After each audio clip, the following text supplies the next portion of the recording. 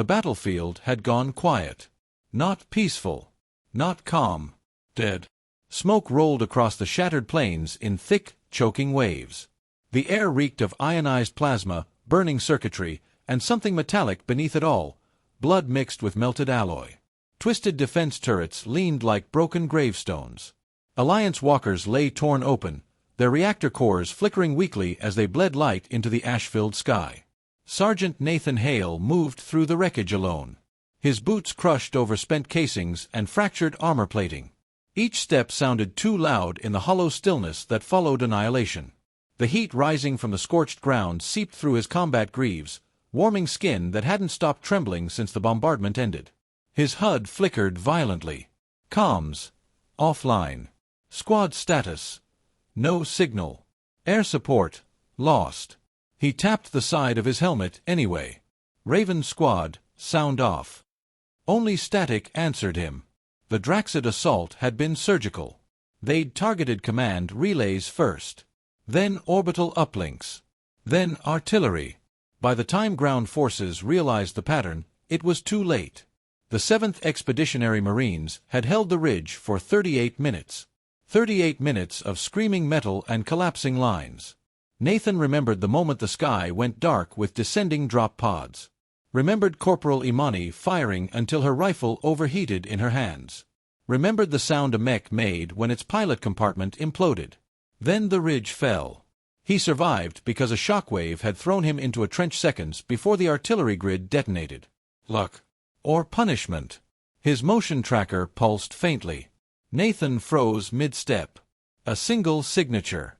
Weak. 30 meters ahead, beyond the smoking remains of a downed anti-air cannon. He dropped into a crouch, plasma rifle rising smoothly to his shoulder. Augmented muscles tightened as he advanced through drifting ash. Every shadow looked like a Draxid carapace. Every hiss of cooling metal sounded like movement. The signal flickered again. Not Draxid. Too unstable. Too biological. He edged around the collapsed cannon. And stopped. Half buried beneath shattered plating lay a figure that didn't belong in the dirt. Her armor was ceremonial, sculpted, elegant, forged from luminous alloy etched with flowing alien script. It was cracked now, scorched and torn. Violet blood glowed faintly where the metal had split. Silver hair fanned across broken stone like liquid starlight. Lavarian. And not just a warrior. The crest at her throat shimmered through soot, the sigil of the royal houses. A princess. One of humanity's most powerful allies. Her eyes fluttered open. Stormgray met his visor. Pain flickered there. But no fear. His medical scanner activated automatically. Spinal trauma detected. Neural disruption. Severe. Mobility. 0. Behind him, faint Draxid hunting cries echoed through the smoke. She followed the sound. Then looked back at him. "You should leave," she said softly, her voice melodic despite the ruin around them. "Your protocols demand it." He didn't answer. His HUD displayed the retreat directive in cold white letters. Immobile casualties are to be abandoned in compromised zones. Her breathing was shallow. Controlled. Resigned. The battlefield stretched behind him, empty of friendlies. Silent with loss. Everyone had already made their choice. Everyone had left her to die. Except him. Nathan's visor flooded with data. Vertebral fracture. Complete lower motor loss. Internal hemorrhaging. Critical. Survival probability. Field conditions 2.9%.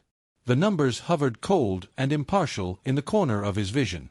He knelt beside her anyway. Up close, the damage was worse than the overlay suggested. The impact had crushed part of her ceremonial armor inward. Fine fractures spiderwebbed beneath the lavender hue of her skin. Violet blood pulsed faintly with each controlled breath she took. She did not wince. Lavarian royalty didn't show weakness. "Your scanner confirms it," she said quietly. "My spine is severed." Nathan's jaw tightened. "Yeah." Another pulse hit his motion tracker. 4 contacts. Closing fast.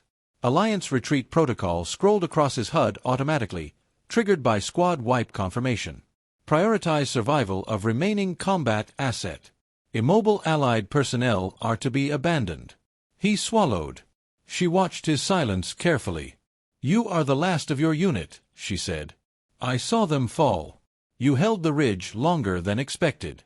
Your species fights, stubbornly. A faint compliment. He didn't respond. Draxid hunting calls echoed again, closer now. The sound scraped across the broken landscape like metal dragged over bone. If you remain, she continued calmly, you will be overrun. He checked the ridgeline in the distance. If he left now, he could reach secondary fallback in 6 minutes. Maybe 7 with debris interference. He might live. You have already fulfilled your duty, she said. Do not let loyalty become waste. The words struck harder than she intended. He remembered Sergeant Vale shouting fallback orders that never reached command. Remembered dragging 2 wounded Marines before the artillery strike split the trench apart. Remembered choosing who to pull first. He'd been forced to leave someone behind before. The motion tracker pulsed again. 200 meters. They were triangulating. Go, she said more firmly now. That is not a request. He stared at the retreat directive flashing on his HUD. Survive. Regroup. Fight another day. Logical. Clean. Efficient. He looked at her instead. At the shattered but unbowed Lavarian princess lying in the dirt of a world that wasn't hers. An ally who had crossed star systems to defend humanity's colonies. And now lay paralyzed because she had fought beside them. Behind the cold data, something hotter stirred in his chest. Anger. Not at her. At the idea. That's it, he muttered. That's how this ends. She studied him carefully. It is war. Another screech tore through the smoke, so close now he could hear chitin scraping over wreckage. He stood slowly. The HUD warning icons flared. Multiple hostiles approaching. You don't understand, she said quietly, realizing his posture had changed. Human, this is not heroism. This is suicide. He slung his rifle across his back. Then crouched again, but not to scan her injuries. He slid one arm beneath her shoulders, the other under her waist, careful of fractured plating. Her eyes widened. What are you doing? He grunted as he lifted her, muscles straining under the sudden weight. His armor servos protested, recalibrating load distribution. This is against your military doctrine, she said sharply. Yeah, he replied through clenched teeth. The Draxid broke through the smoke behind them. He turned toward the ridgeline, adjusting her securely against his chest. I didn't survive this war, he said, voice low and steady, to leave someone behind. And then he started walking. Nathan ran.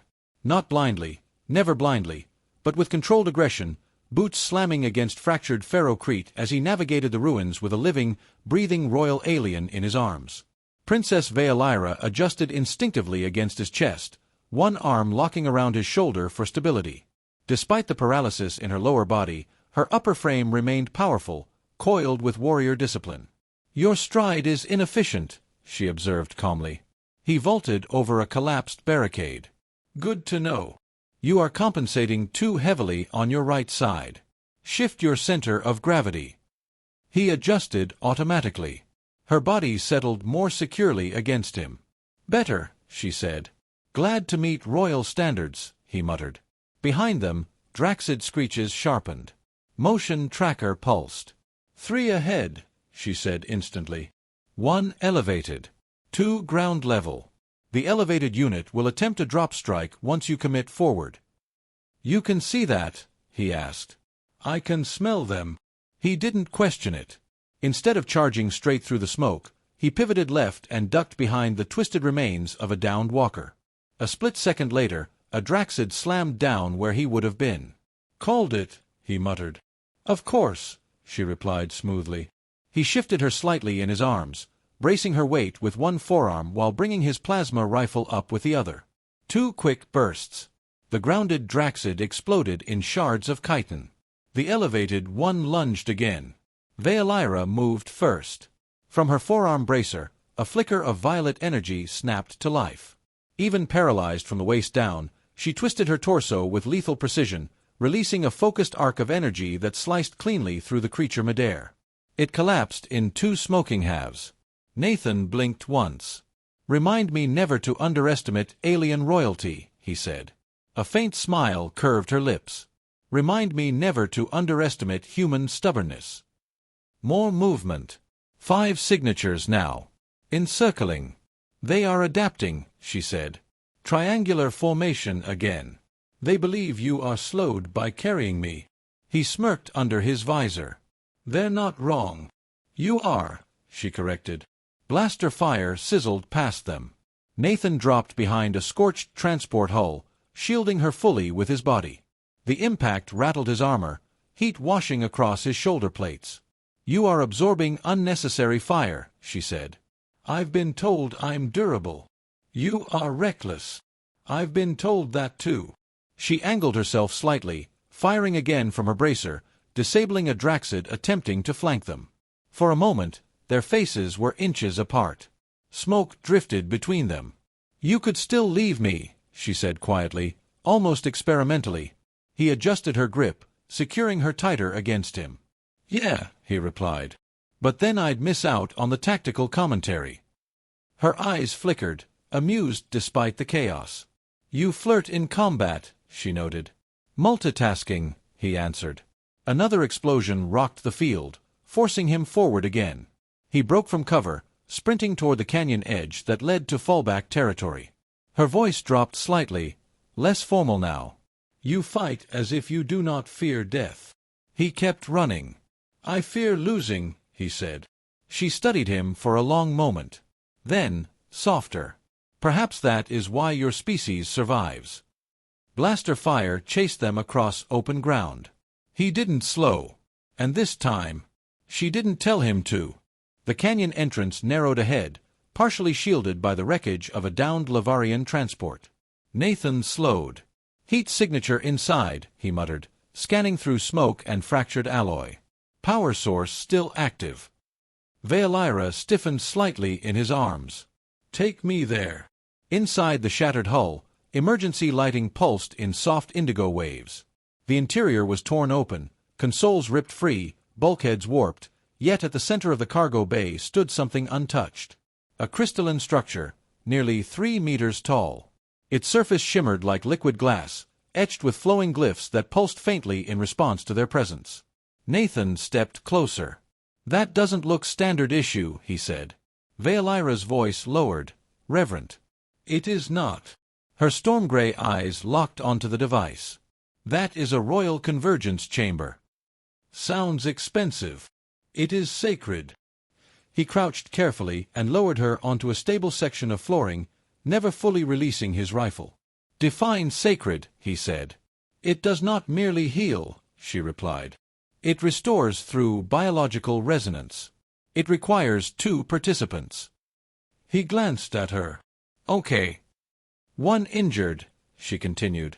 "1 whole." He didn't like where this was going. The chamber creates a neural bridge between both subjects. Genetic structures begin adaptive synchronization. Emotional states align. Lifespans calibrate. He blinked once. "Calibrate."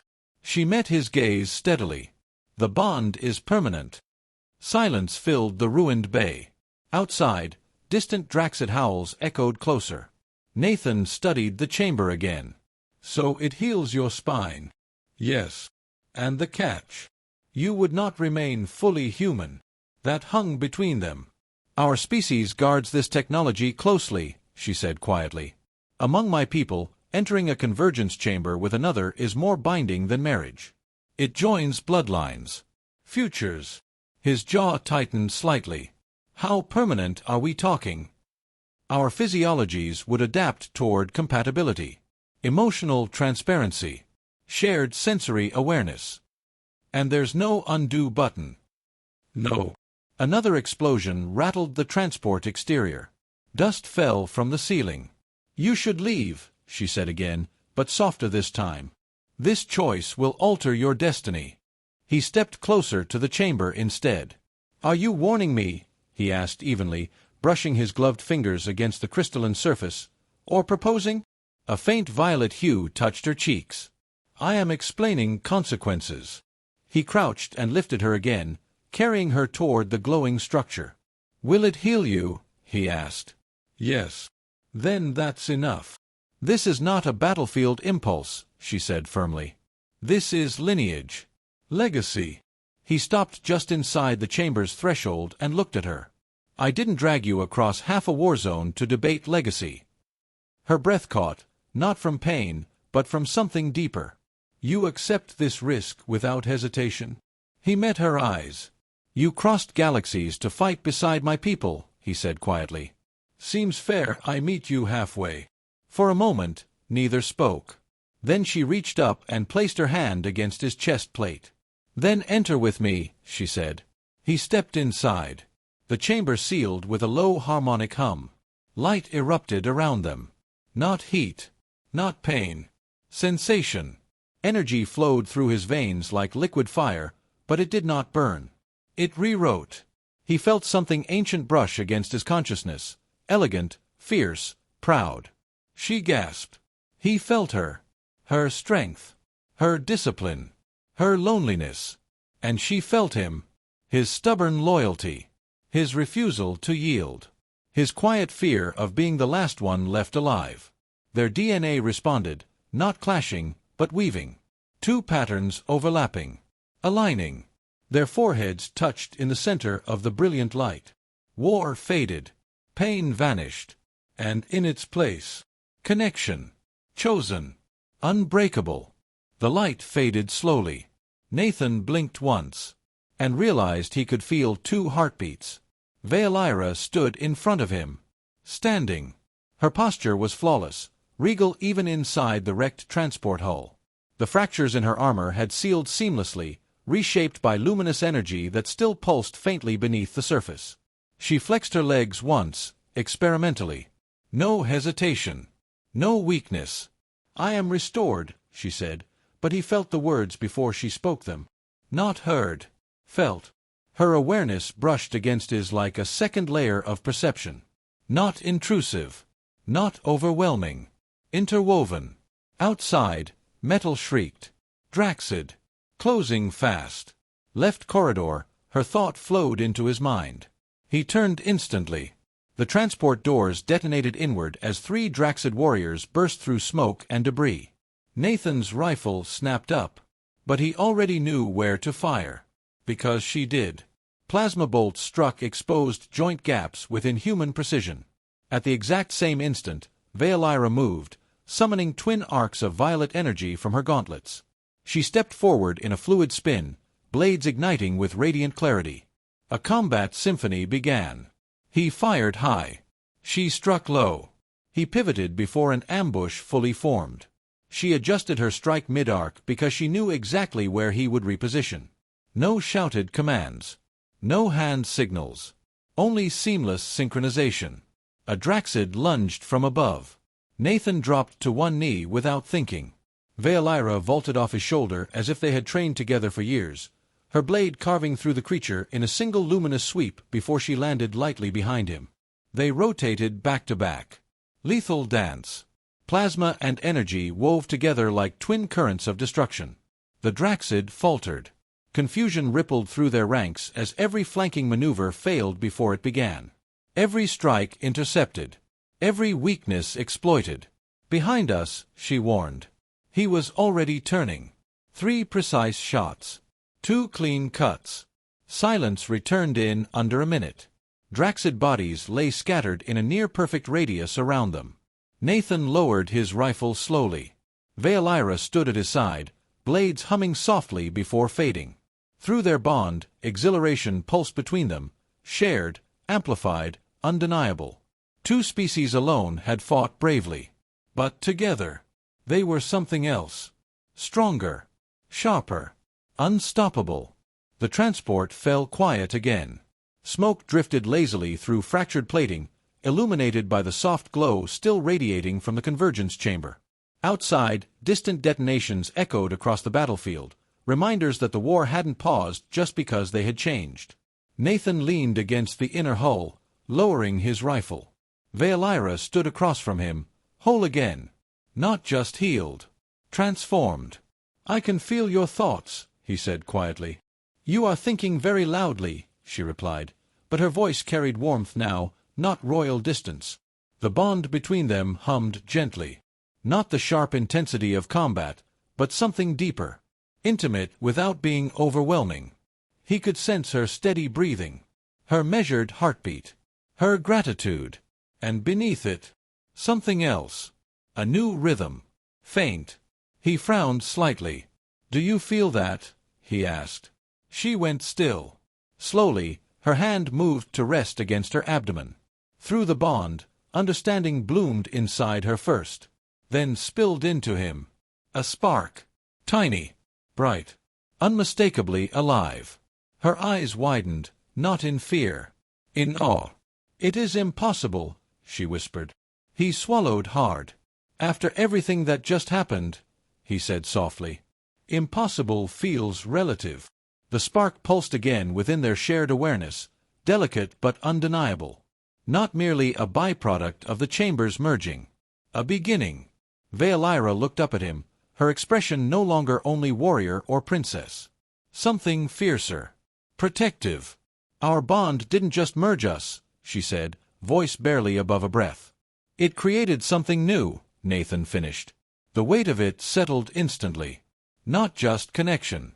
Not just shared bloodlines. A child. Outside, another Draxid roar cut through the smoke. The war hadn't ended. If anything, it had just escalated. Nathan stepped closer, resting his hand gently over hers. Through the bond, he felt her shift, instincts sharpening, not as a soldier, but as a mother. "We are no longer fighting to survive," she said. He nodded once. "No," he agreed, feeling that tiny spark pulse faintly within their shared consciousness. "We're fighting for them." And suddenly, retreat wasn't an option. It never had been. Alliance reinforcements arrived within the hour. Gunships cut through the smoke-choked sky, engines roaring as they secured the ruined battlefield. Dropships followed, human marines in reinforced armor alongside Lavarian strike guards in ceremonial warplate. They all stopped when they saw the data. Inside the temporary command bunker, holographic displays flickered wildly. Systems that had never been compatible were suddenly operating in flawless unison. Human targeting grids synced seamlessly with Lavarian energy matrices. Defensive protocols rewrote themselves in real time. Admiral Ross of the Alliance Navy stared at the projections. "That integration rate is impossible," he muttered. Beside him, Lavarian High Matriarch Selentha's silver eyes narrowed. "Our technologies operate on entirely different harmonic principles," she said. "They should cancel each other out." Nathan stood beside Veilira at the center of the room. United. "It's not the systems doing it," Nathan said. Veilira's hand rested lightly over her abdomen. "It is our child." A stunned silence followed. As if in response, the bunker's defense grid activated again. Draxid forces attempting a secondary assault were met with something new. Human plasma turrets fired in perfect resonance with Lavarian energy shields, amplifying one another instead of interfering. Tactical overlays shifted dynamically, predicting enemy vectors before they formed. Automated drones recalibrated using both species' combat doctrines simultaneously. On the holographic display, it looked less like defense and more like orchestration. A technological symphony. The Draxid assault faltered within minutes. Retreat signals flared across long-range sensors. "They're pulling back," a human officer whispered. "Not routed. Not annihilated. Repelled by something they did not understand." High Matriarch Selentha turned slowly toward Veilira. "This is not the result of controlled breeding or laboratory synthesis," she said carefully. "No," Veilira replied steadily. "It is the result of choice, of trust, of defiance against fear." Nathan crossed his arms loosely. "You've been trying to force cooperation for decades," he said. "You can't engineer unity." The holotable shimmered again as their child's faint consciousness brushed across the systems, not aggressively, but harmonizing them. Natural. Unforced. The matriarch exhaled slowly. "This is evolution," she murmured. "Not a weapon. Not an experiment. A bridge. Love had accomplished what war never could." And the galaxy had just witnessed it. 6 months later, the war front looked different. Not silent, but steadier. Where shattered trenches once scarred the planet's surface, a joint alliance outpost now stood. Human steel frameworks intertwined with Lavarian crystal spires, architecture no longer divided by philosophy but fused by design. Inside the Unity Medical Pavilion, the air hummed softly with synchronized systems, plasma diagnostics harmonizing with energy resonance fields. Nathan stood beside Veolyra as the final phase of labor began. "You faced a Draxid swarm without hesitation," she said between measured breaths, her silver hair damp against her temples. "Yet now you tremble." "I prefer enemies I can shoot," he replied quietly. Despite the strain, her lips curved. Through their bond, deeper, steadier than ever, he felt not only her strength, but the child's awareness growing brighter with each passing moment. Then, a cry filled the chamber. Clear. Strong. Alive. Nathan exhaled as the medical team stepped back, allowing Veolyra to lift their son into her arms. He was perfect. Skin-kissed faintly with lavender undertones that shimmered subtly in the light. Dark brown hair threaded with streaks of silver. And when his eyes opened, storm gray met warm earth brown in seamless fusion. A living testament. A bridge between species.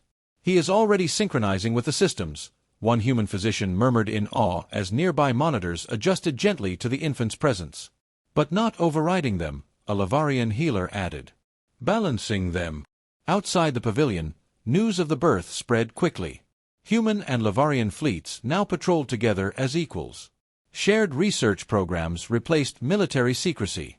Draxid incursions had dwindled, not defeated through extermination, but deterred by the undeniable strength of unity. Peace was no longer theoretical. It was growing. Nathan sat beside Veolyra, gently brushing a finger against his son's tiny hand. The infant gripped it instinctively. Through their bond, warmth radiated outward, 3 heartbeats synchronized. A family. A future. Nathan leaned closer to Veolyra, resting his forehead lightly against hers. "When I found you on that battlefield," he said softly, "I never imagined we'd change the galaxy."